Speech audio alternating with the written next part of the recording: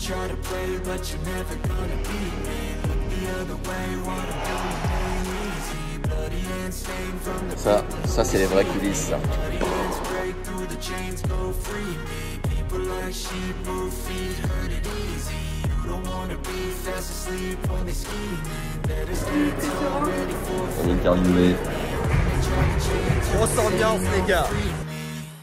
Bienvenue à Tarbes pour la 43e édition des Petits As. Ça n'est pas Melbourne, mais il fait grand beau, c'est pas si chaud, mais je vous emmène pour les coulisses. Mettez déjà un énorme like puisque ça nous aide comme jamais, comme d'habitude sur toutes les vidéos. Et c'est parti, vous n'êtes pas prêts. Et voilà, bienvenue dans cette halle immense. Vous allez voir, il y a les cours emblématiques et tout un tas d'activités pour occuper ces jeunes pépites qui montent. Le stand cordage évidemment, tout un tas de jeux impossibles et inimaginables. 300 joueurs participent aux Petits As et si on élargit entre les qualifications nationales en France et tous les playoffs internationaux sur les différents continents, on est dans une zone entre 4000 et 5000 joueurs chaque année. On est sur un budget annuel qui oscille entre 900 000 et 1 million d'euros. 8 cours de match, dont 6 principaux et 2 annexes qui sont principalement pour les practices mais qui peuvent aussi être des cours de match en début de tournoi. Staff médical de 7 personnes, 2 médecins, 5 physios, donc en partie kiné et aussi ostéopathe. Chaque année, entre 30 et 40 000 visiteurs au total sur les 11 jours de compétition. Trentaine d'arbitres sur le tournoi. Ça représente plus de 4 heures de reportages télévisés chaque année, plus d'une centaine d'articles de presse et diffusion des finales à chaque fois en live ou directement à la télé sur les chaînes beIN Sport. C'est 8000 repas servis pendant le tournoi. Alors on a une grosse douzaine d'hôtels, ça représente environ 4000 à 4005 nuitées selon les années et le nombre de délégations et de joueurs représentés.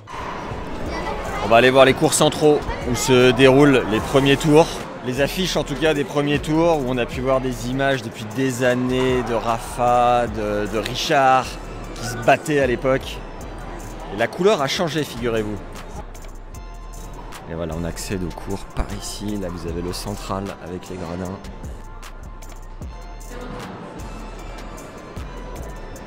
Arbitre de chaise. Régie vidéo sur le dessus. Gradin. Ramasseur de balles en fin de semaine, tout y est. Les coachs et les joueuses qui analysent les prochains tours. Normal, on aurait fait pareil. Des échauffements dans les coursives, on exploite le moindre millimètre. Et la régie vidéo qui n'en loupe pas une miette. C'est beau ce qui se passe. Voilà, bienvenue à la distribution de Wilson. Donc en fait, je vais vous expliquer le concept. Donc tous les joueurs qui sont en contrat élite ou participatif et qui jouent le tournoi des Petits As, soit dans les qualifs, soit dans le tableau final, ont droit en fait à venir à la distribution du dimanche jusqu'au mercredi pour pouvoir prendre certains accessoires pour les aider dans leur saison, mais surtout pendant le tournoi des Petits As. Voilà, donc vous avez les surgrippes, les bobines de cordage, du coup pour faire le logo avec le petit stylo, les antibatteurs s'ils en ont besoin et surtout aussi un bagage pour les aider un petit peu à voyager durant leur saison. Je suis ici cette semaine aux Petits As, voilà, je suis venu à partir des qualifications jusqu'au tableau final, parce que c'est ici que se joue le plus gros tournoi des moins de 14. Donc mon but c'est de repérer quand même les joueurs français, mais également aussi de voir les joueurs étrangers avec la team Wilson. Donc voilà, après les avoir vus jouer, si on pense qu'ils ont le potentiel, c'est de pouvoir les approcher, de pouvoir discuter avec eux, leurs parents, leurs entraîneurs aussi, et pouvoir leur proposer nos produits pour espérer qu'ils signent ensuite chez nous.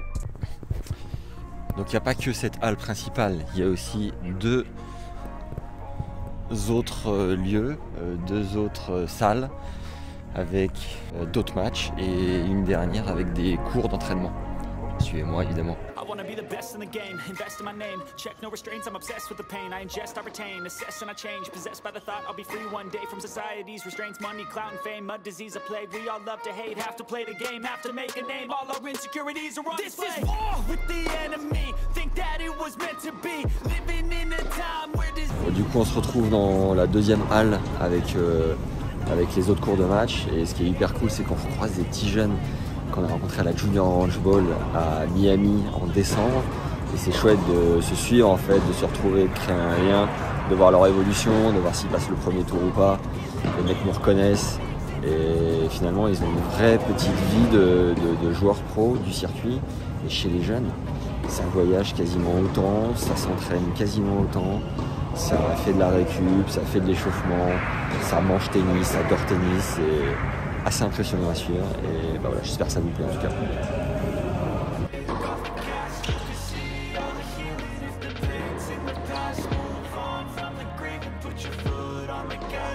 Nous les arbitres de niveau 3, on est en train de faire des coachings pour les arbitres de niveau 2 Ok. afin de les faire progresser et qu'on ait une sorte d'évaluation à la fin de la semaine, quoi. Et ça veut dire que quand tu es niveau 3, tu arbitres sur quel type de tournoi? On arbitre sur tout ce qui est futur, Ouais. on fait les championnats de France pro approbés et là on vient aussi faire des chaises sur les petits as, les juniors. Et tu fais partie de la Fédé ou tu fais partie de... Pas concrètement mais je suis arbitre fédéral, Et vous êtes combien en France? à peu près une centaine. Et genre ton rêve c'est Roland? En chaise? Ou... Ouais, j'ai déjà fait le jeu de ligne mais ouais, en chaise ouais. L'objectif on a tous. T'aimerais être arbitre sur le circuit? Ouais. Ok. Si, Les voyages et tout, ça te fait pas peur? non, j'aime bien voyager. Place au déjeuner, on est gâté comme jamais, on est nourri, logé, blanchi. Je vais vous montrer le resto des joueurs où ça grouille, tout le monde se retrouve. C'est un peu comme à la belle époque à la cantine et ça fait largement le taf. Ça va Pierre? Le riolet, le dernier, c'est une victoire.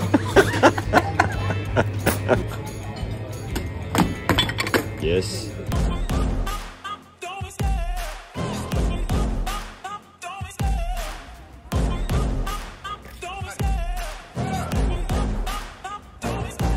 Oh Bastien, tu bosses pour Tennis Mag. Absolument.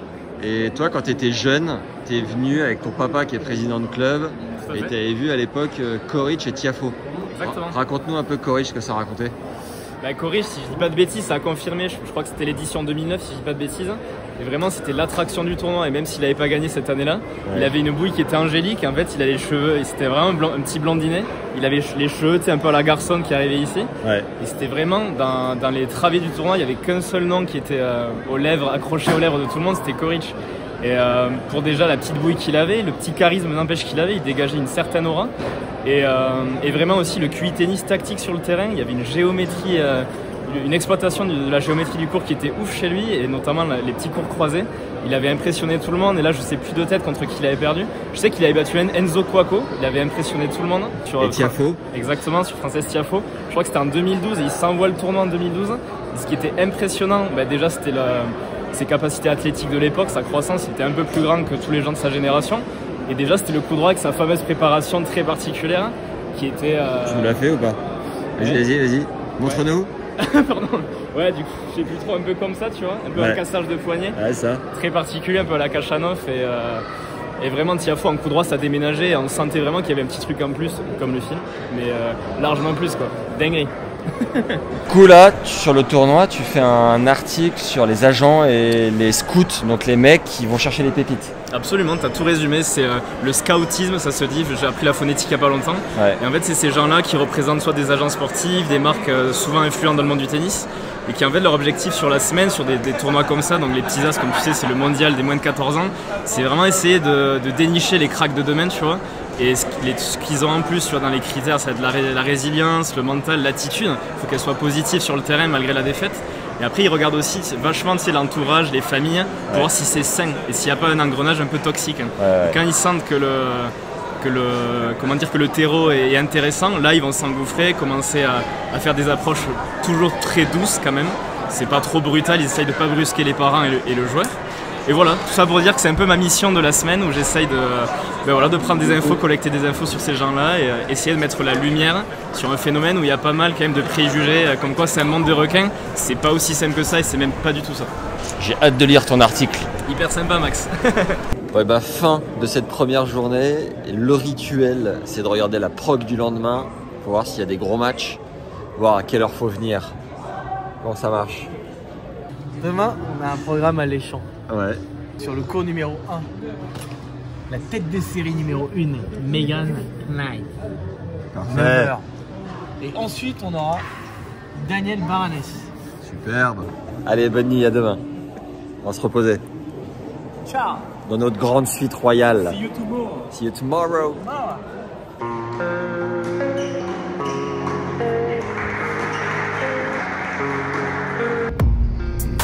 Et le Pierrot qui n'en loupe pas une. Il est là. Alors.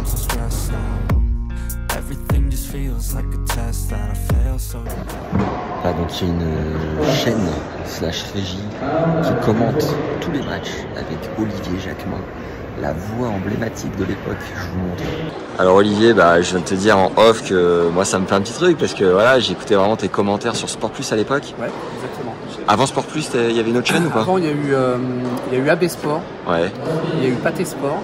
Ok. Ah oui, Pathé Sport, exact. Ouais. Magnifique. AB Sport, c'était les Super Nine. Ouais. Un match référence qui t'a vraiment marqué dans ta carrière de commentateur?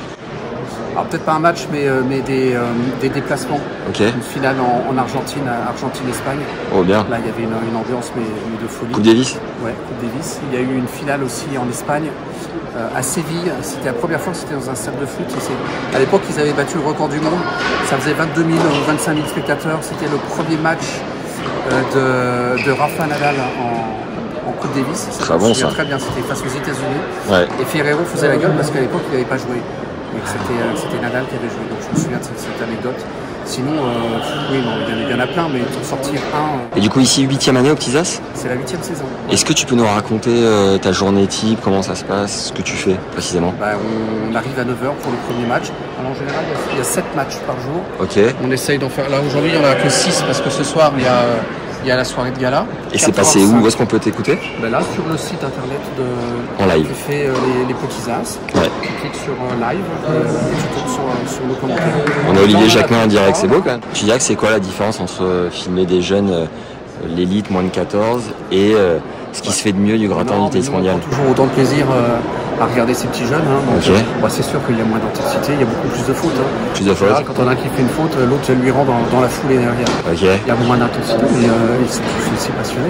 Est-ce que parfois quand tu vois les réactions qui sont assez théâtrales, ça te fait sourire? L'année dernière, il y en a un, je crois qu'il s'est fait disqualifier. Ah oui. Ouais, parce qu'il a fait le doigt d'honneur à l'arbitre. Ah yes, je me souviens. Et depuis 8 ans, lesquels sont devenus des pros qu'on voit à la télé? Le surf pour Victoire. Ok. Je sais pas si ça te parle. Bien sûr. Ouais. Voilà, le surf pour Victoire. C'est vraiment celles qui ont percé. Mais cela dit, il y a 8 ans, donc aujourd'hui ils ont 20 ans. Ouais. 20 ou 21 ans. Il y en a d'autres qui sont passés mais que tu n'as pas forcément vu. Oui, tu alors il y a lesquels? J'ai cité Arthur-Fils, parce qu'en 2018 il était là, mais il avait perdu en 8e de finale. Comme il y a 7 cours, j'ai aucun souvenir. Ça se trouve, il a joué tous ces matchs là-bas et on l'a jamais vu. Qu'est-ce qui le rend unique ce tournoi quand tu racontes autour de toi ce que tu vas faire cette semaine-là? Comment tu le résumes? Ben, toi tu l'as vu, hein. Tu rentres ici, tu as l'impression d'être dans un grand chelem. Ouais, tu as l'impression. C'est le grand chelem des petits jeunes. Ils ont un service de voiture, ils ont des kinés. À partir de vendredi, ils auront des ramasseurs de balles et des juges de ligne.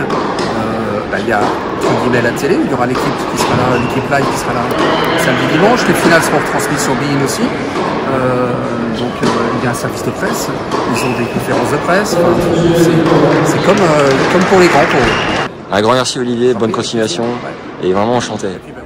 Ok, il y a une cérémonie d'ouverture qui est sur le point de démarrer. Il faut qu'on vous montre, il y a toutes les délégations qui vont aller défiler sur le court. C'est impressionnant. Regardez. Ça c'est les coulisses les gars, la consigne du tournoi. Il y a du matos. Bon voilà, ça reste des enfants qui font des jeux d'enfants. Parfois ça joue à cache-cache dans les allées. Ça joue au chat perché ou ça, je sais pas comment ça s'appelle. Et ça c'est très cool. C'est des pros, enfin c'est des futurs pros mais qui n'ont que 14 ans, faut pas l'oublier.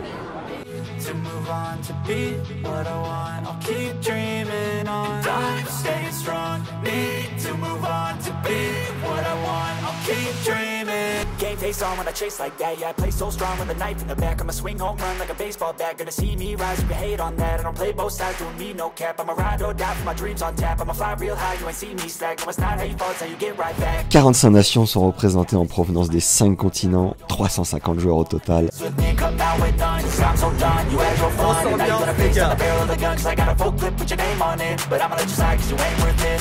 time, staying strong, need to move on to be what I want, I'll keep dreaming on. 45 000 spectateurs viennent à Tarbes sur 10 jours, 180 bénévoles prêtent main forte.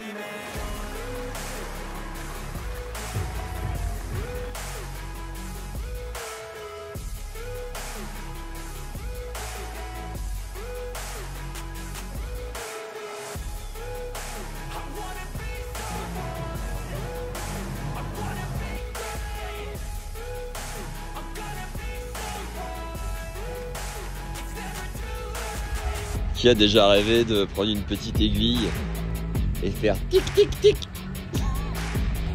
Ça souffle là-dedans ou pas? Y'a quelqu'un? C'est vrai que prendre une aiguille, c'est pas possible, ça part dans les airs, je pense. Hein. Bon, on arrête nos conneries, on va se coucher maintenant. On en a marre. Suffira! Suffira! Allez, au lit et à demain. Jour 3 dans cette ville de Tarbes, 50 000 habitants, on est toujours sur le mondial des moins de 14 et on continue de vous faire découvrir les coulisses. C'est parti. Bonjour, je suis Ivan Ljubicic, je suis ancien numéro 3 mondial. Après ma carrière, j'ai coaché Miloš Raonic 12 ans et Roger Federer pour 7 ans. Oui, j'ai joué en 1993, j'ai perdu le premier tour de tableau et après j'ai gagné 2 matchs je pense. C'est une expérience très importante pour les enfants. Je ne sais pas parler avec les joueurs directement, je parle avec les coachs surtout s'ils ont besoin de conseils. Pierre, il a joué un super match, je pense correct. Il est un joueur qui utilise beaucoup la stratégie tactique. C'est surtout ça, de comprendre que c'est important d'être ici.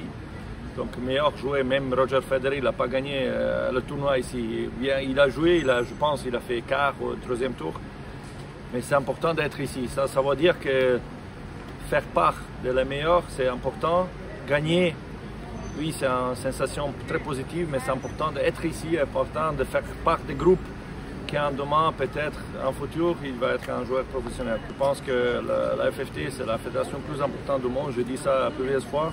Il faut surtout comprendre qu'est-ce qu'on peut faire mieux. Et c'est quoi ta méthode à toi, qui vient de Croatie et qui est peut-être différente de celle des Français? Et surtout, c'est l'ambition. Je trouve en France, parfois on est content de faire bien, mais je voudrais gagner tout le temps. Et ça, c'est surtout quelque chose que je trouve, surtout à niveau féminin, le tennis féminin, on peut faire beaucoup mieux et être ambitieux, être vraiment, avoir dans la tête d'essayer de progresser tous les jours, tous les entraînements, d'être en focus pour faire mieux. Et ça, il va apporter les résultats, je suis sûr. Merci Ivan. Merci. Merci beaucoup. Je vous montre le resto qui donne sur les cours, c'est magnifique. On en loupe tout simplement pas une miette. Conférence de presse d'après-match. On vous montre.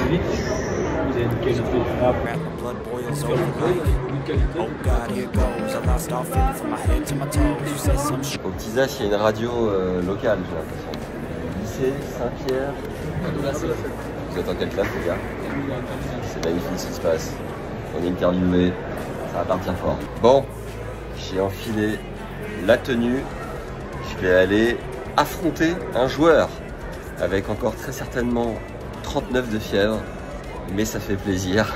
On va voir ce que ça vaut, le niveau d'un jeune qui est tableau du coup. Je crois que c'est un petit portugais. On va aller voir s'il me met à la rue complet sur 10 points. Ça va être un test. On part de la salle de presse pour aller sur le court, se faire découper, hein, tout bonnement. Let's go.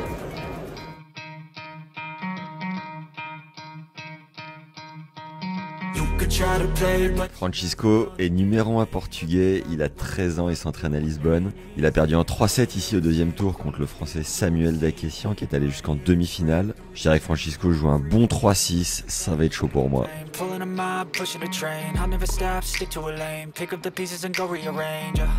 I'll be the best above all the rest, put me to the test and expect nothing less, you check as I'm chess, what's happening next, yeah. He got the venom, a tangible weapon, no coming in second, this life is a lesson. He got a new engine from pain, it's a blessing, new focus, no guessing, just bold and obsession, all in his possession. You got their attention, I'll leave an impression and take a redemption, just kill no discretion, your mind is a weapon, 11-11, it's time for progression, You could try to play, but you're never gonna beat me. Look the other way, what I'm doing ain't easy.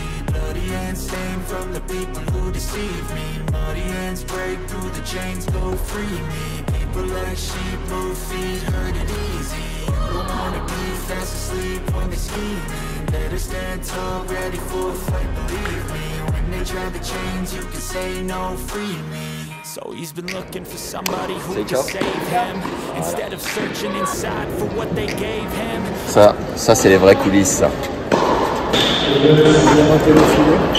Pour la nuit? On va mettre une nouvelle tribune dans la nuit. On demande les deux clubs. Pour les demi-finales.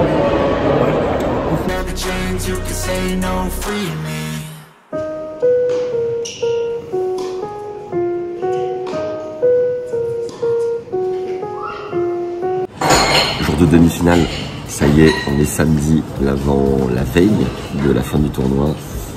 Dernier petit déj de champion, on est à l'hôtel Rex à 10 minutes du stade, tout le staff est logé ici en fait. La fédé, les arbitres, tout le monde. Et le petit déj emblématique, c'est les œufs brouillés, c'est normal, c'est un petit déj de champion. Et on va voir maintenant les vrais champions. Let's go. Pour la finale, changement de setup, nouvelle tribune qui a été installée pendant la nuit, gros boulot de l'orga. Et ça va partir fort, hein. Let's go les gars. Et la première demi, ça part. Le premier qui rentre, c'est le petit Ambidex, incroyable, qualifié, demi-finale, c'est totalement fou. Et le deuxième petit qui est juste là, c'est un Américain qui vient du Texas.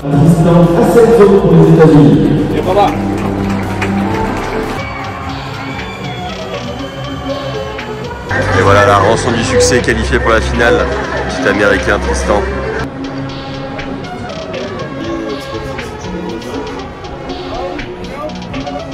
You know, I just always loved tennis, and when my playing career was over, I got right into it. I knew I was going to be a coach. I mean, I never had really great coaching when I was a kid, so I always had to like kind of think the game and figure out ways to get better. This is a step along the way. You know, there's many great players who've won this tournament, but just winning the tournament doesn't mean you're going to, you know, have success on the pro levels. So I just want to see my guys play the right way, have great attitudes, you know, give their 100%, and regardless of whether they win or lose, we're going to learn some lessons. We're going to get back on the court. We're going to try and improve on the things we didn't do well. And you know, this is a great barometer. It's a test. It shows us, you know, where we are compared to some of the other players around the world. But you know, whether they win or whether they lose, it's more about the learning for me. Nice. Best of luck for the final. Thank you so much. And see you next time. Appreciate it. Bye bye. Et pendant ce temps-là, Madison qui s'envoie son premier grand chelem, c'est pas beau ça? Alors, énorme. On a un brief de demi-finale, je fais discret. Parce qu'il y a deux Français qui sont qualifiés en demi, dans l'autre demi. Je vais vous montrer.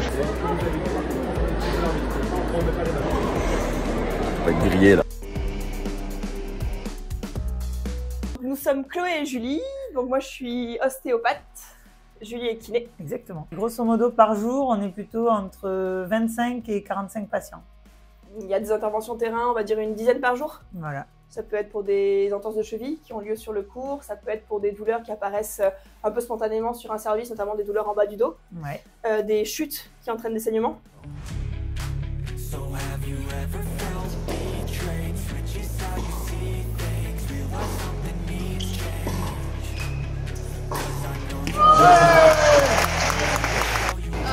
I think I would like to win the Australia Open, Roland Garros, Wimbledon, US Open.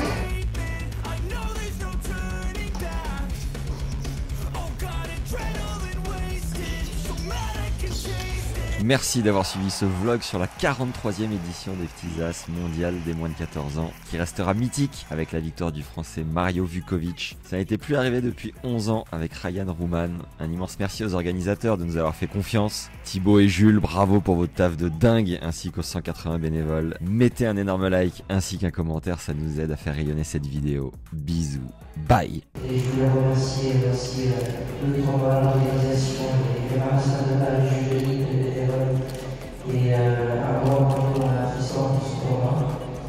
Et aussi mon équipe, ma mère, ma tante, mon papy, mon père, mon coach, mon frère. Merci beaucoup pour